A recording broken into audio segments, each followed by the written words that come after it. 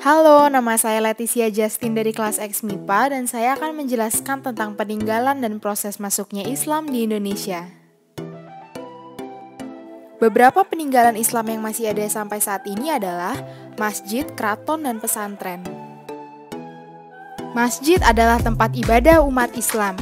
Ciri khas masjid peninggalan sejarah adalah memiliki menara, atapnya bertingkat ganjil, letaknya berdekatan dengan istana, mempunyai 4 tiang utama, sekitar masjid ada parit berair, mimbar diberi ukiran hewan atau tumbuhan, dan pintu menyerupai gapura keraton atau candi bentar. Keraton adalah tempat tinggal raja atau sultan dan para keluarganya. Keraton juga berfungsi sebagai pusat pemerintahan. Istana keraton pada awalnya dibangun oleh para pemeluk agama Buddha dan Hindu. Akibatnya, masih ada pengaruh Hindu dan Buddha di beberapa keraton. Salah satu penyebaran dan pengajaran agama Islam di Indonesia adalah melalui pesantren. Pesantren pertama kali didirikan di Tanah Jawa dan daerah Madura oleh para kiai.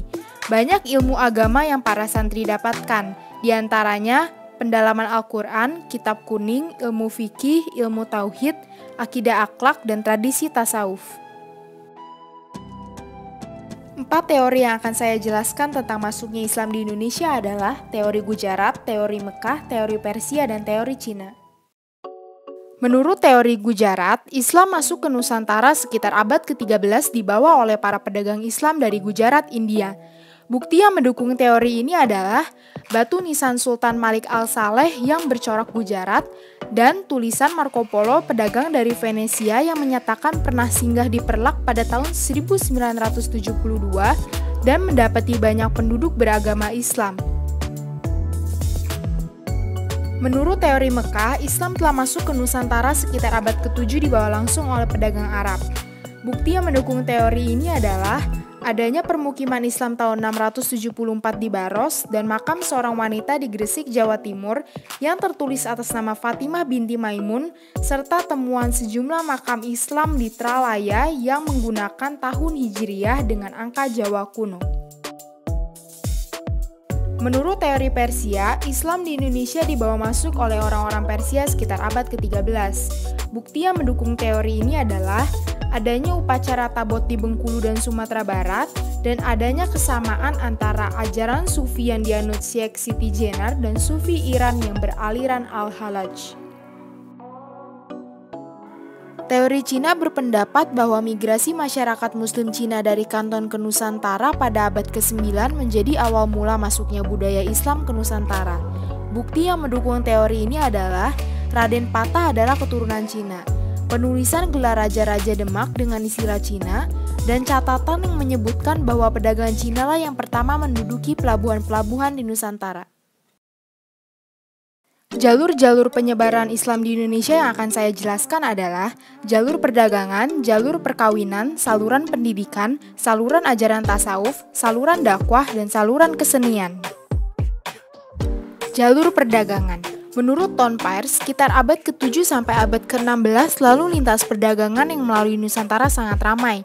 Dalam proses ini, pedagang Nusantara dan pedagang asing dari Gujarat dan Timur Tengah bertemu dan saling bertukar pengaruh. Para pedagang juga perlahan-lahan masuk ke lingkaran pusat istana. Ketika raja-raja dan para bangsawan memeluk Islam, rakyatnya dengan mudah mengikuti.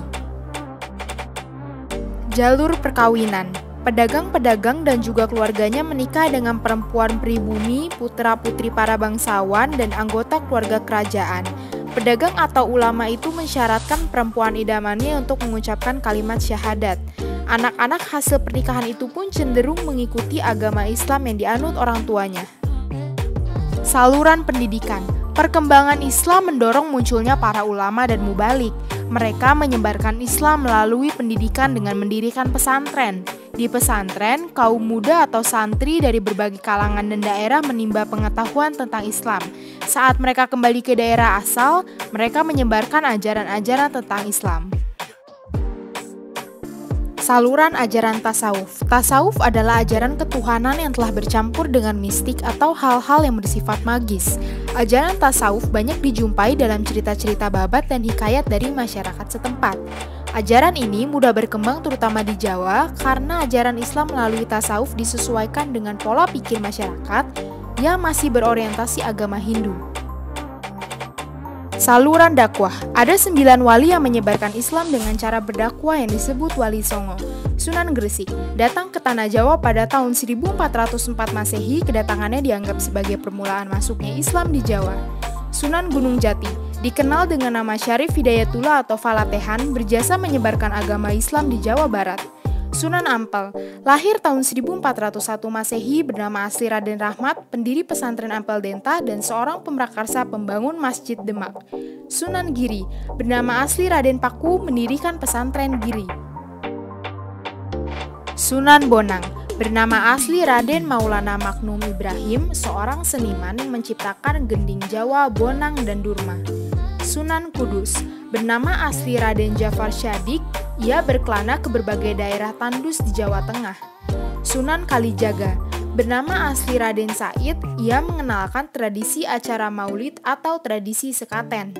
Sunan Muria bernama asli Raden Umar Said, ia adalah putra dari Sunan Kalijaga.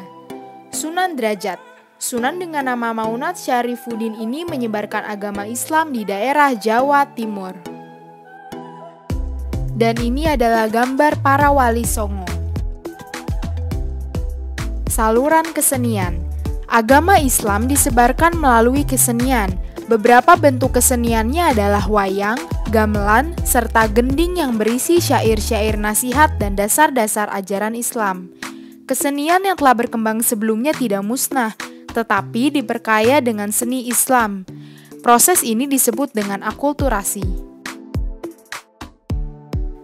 Terakhir, saya akan menjelaskan mengapa agama Islam bisa diterima dengan baik di Indonesia. Pertama, syarat masuk Islam mudah, hanya dengan mengucapkan kalimat syahadat. Kedua, penyebaran dan dakwah agama Islam menyesuaikan dengan tradisi masyarakat Nusantara. Ketiga, Islam tidak mengenal adanya pelapisan sosial. Sekian presentasi dari saya, terima kasih sudah mendengarkan.